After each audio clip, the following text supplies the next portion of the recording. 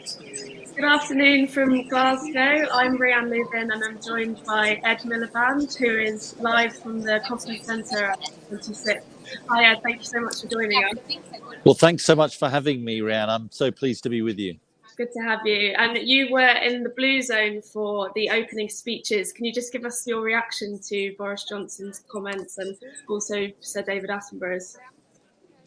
Well, look, I think, as far as Boris Johnson is concerned, as far as David Attenborough is concerned, he's an amazing legend. He's incredibly moving, and he's a great advocate for action. As far as Boris Johnson is concerned, it's always the case, Rhian, that the rhetoric with Boris Johnson is good.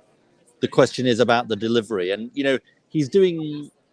He seems to have woken up to the fact that this COP, this international conference we're at, is quite complicated and quite hard to deliver on. Yeah. I wish he'd woken up to it 2 years ago rather than in the 2 weeks of the actual conference. Yeah.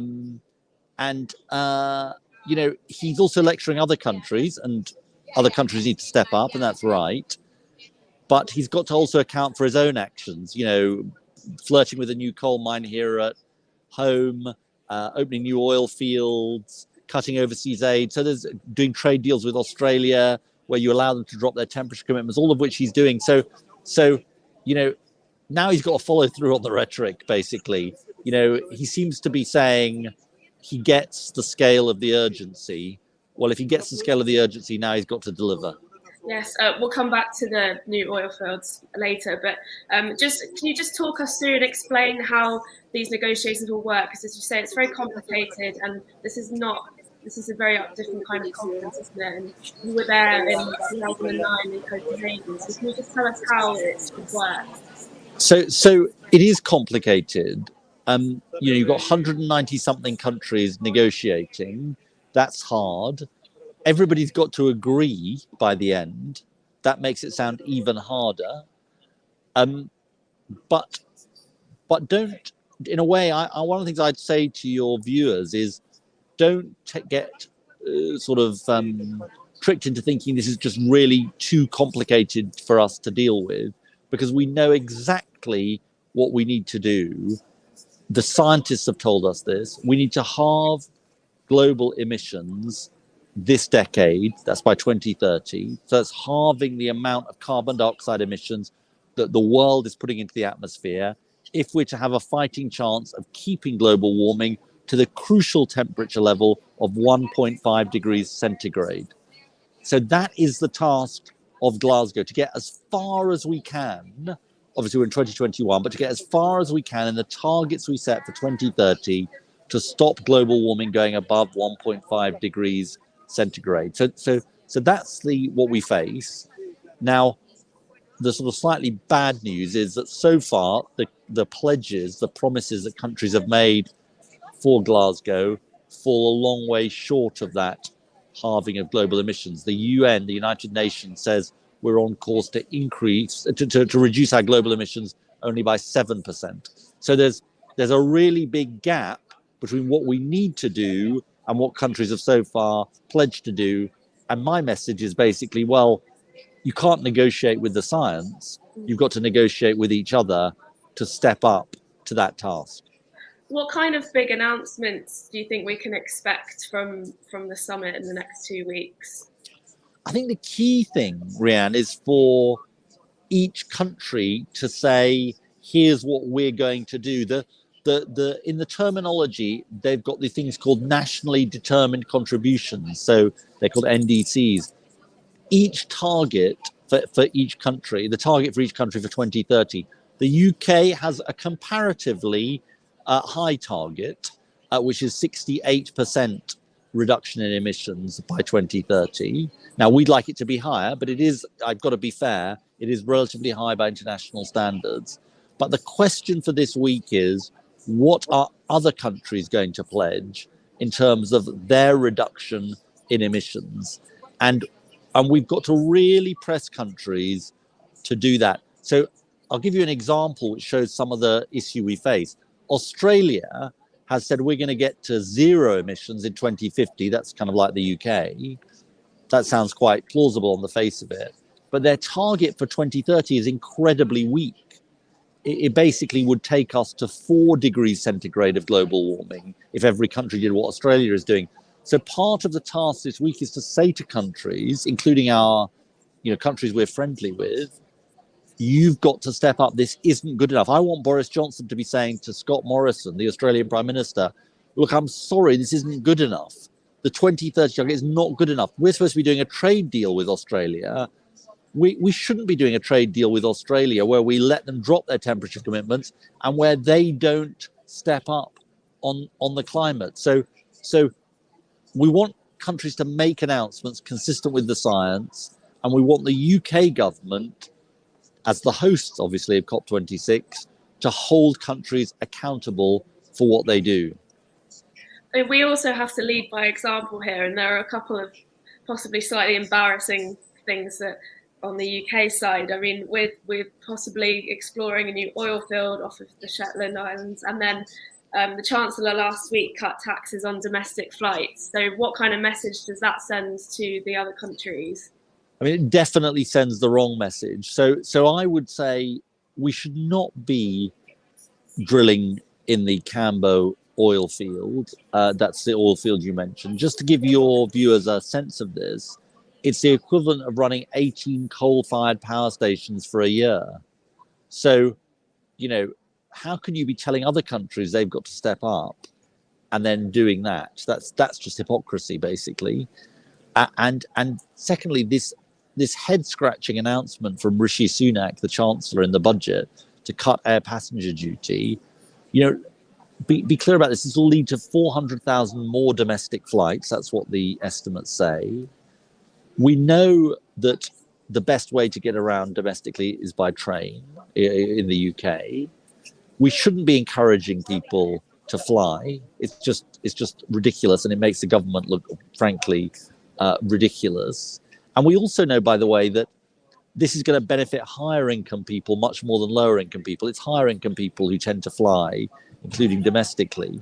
So all ends up, it's the wrong decision that Rishi Sunak's made.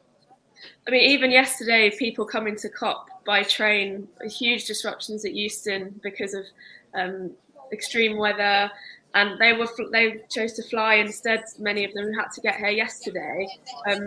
What do you think needs to happen to the trains are way too expensive, first of all. Many people can't afford them, so there needs to be another alternative for the public. You're completely right about that, Rhian. We've got to make train travel much more affordable for people. We've got to make it much more effective and get people to where they want to go. I mean, there was a tree on the line, but you've got to have the alternatives for people in place, and I think we can have the alternatives in place. This is why Labour's made this really important pledge, a £28 billion a year investment pledge, extra investment into green investment between now and 2030. And the reason we've made that promise is because we want to make sure that as we make this climate transition, as we transition to net zero emissions, it's fair to people. So when it comes to travel and transport, when it comes to the way you heat your home, I think if we say to people, you're going to end up being out of pocket, it's going to cost you much more, I think people will say, well, look, I'm already struggling to make ends meet. But I think if we say to people, you can go green and we can make it affordable, I think we've got a chance. And that's, for me, that's a really important key thing here, which is to make the transition affordable for people. And then I think people want to do it. I'm sure it's the case with Mirror readers and Mirror viewers that they, people get this. People want to do it, but we've got to make it possible for them to do it. And I fear that the Tories, the Tory government, they don't quite get this. They sort of think, well, we'll have some small incentives for electric cars, and then there'll be richer people who drive the market in electric cars, or heat pumps, and there'll be richer people who drive the market in that. This cannot just be a transition for the rich. It's got to be a transition for everybody, and it's fair to everybody. And there will also be a lot of people watching the news coming from the conference who are quite frightened at what is being said and at the state of our planet and our future. What would you say to them? And is this narrative about We've all I think it's I think it's doable. I think we can do this. I think it's really important to say we can do this. 40% of our electricity currently comes from renewable energy. That's like offshore wind and onshore wind and solar. This is completely doable. And, we talk a lot about the costs. The boffins at the Climate Change Committee have estimated how much it's going to cost. And they say it will cost just 0.5% of our total national income each year between now and 2050. So we're not talking about a huge cost. It is affordable and it is doable to do this. And I would say to people, I understand why you feel scared and anxious about this, but we can do it. But we do need to pressure governments, including our own, to do the right things.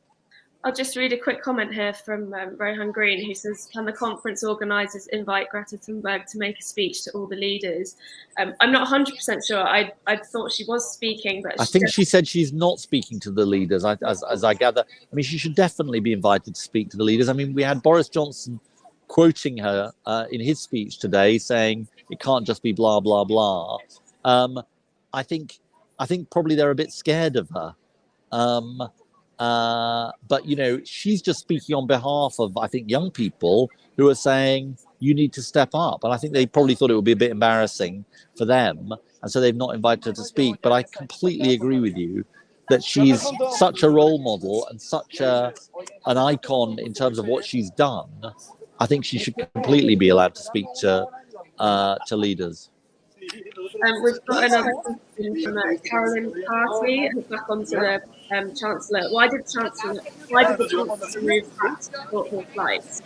What was Carolyn, I just don't know. I mean, to be honest, it was almost like he was just, almost sort of kicking sand in the faces of people who are saying we need to act on this. I mean, it just seemed absolutely extraordinary that he would do this. It's totally counterproductive. I don't think the British people support it. It's just way the wrong thing to do, and I just and it is also, it's giving up revenue. I mean, it's costing, I think it's some millions of pounds, this measure. So it's not the right thing to do. That money could have been far better spent, and he's got to think again. Was anyone calling for that massively? Not that I'd know of. Not that I would know of. That I would know of. I mean, and also, the thing is that's really problematic about this is not just that he cut air passenger duty, but he didn't make the investments we need in tackling the climate emergency. So I'll give you some examples. If we had a national insulation program where we insulate people's homes, we could cut carbon emissions, we could cut bills, we could let ourselves less exposed to the international gas market, because we know that's one of the reasons we've got the energy crisis. And he didn't do that. We know we should be investing in steel, and I know the Mirror's done a brilliant Save Our Steel campaign. The steel industry needs to make the transition. We could be investing in that, but he didn't do so. And it's true right across the board. Public transport, which we've talked about. So I think the air passenger duty thing was a very, very bad decision, and I'm afraid it's accompanied by lots of other really problematic calls that he made. Just finally, before we wrap up, I'll just ask you to maybe summarise why is the COP26 so important, and what does it mean to everyday people? This is the chance for the world to take the action which is absolutely essential to prevent climate catastrophe. And we've got to demand that world leaders step up in Glasgow to do that. And it matters not just to our generation, but future generations. I think of the young people. Young people speak for future generations and who are not yet born.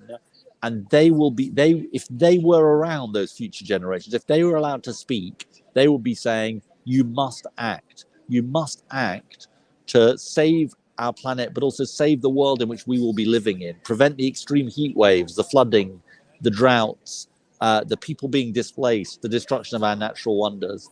But also, Rhian, crucially, we can build a better world if we act. We can ensure that we have warm homes for people. We can ensure that we cut air pollution. We can ensure that we have more green spaces for people, better transport, or the whole range of things. So I think this is about preventing disaster, but it is also about a better world. And I think if we act, we can achieve those things. And that's what we've got to be demanding world leaders do this week and next week in Glasgow. Great. It's good to end on such a positive note for such a difficult topic. Thank you so much for joining us, Ed Milliband. Thanks so much. I've really enjoyed it. Take care. Bye.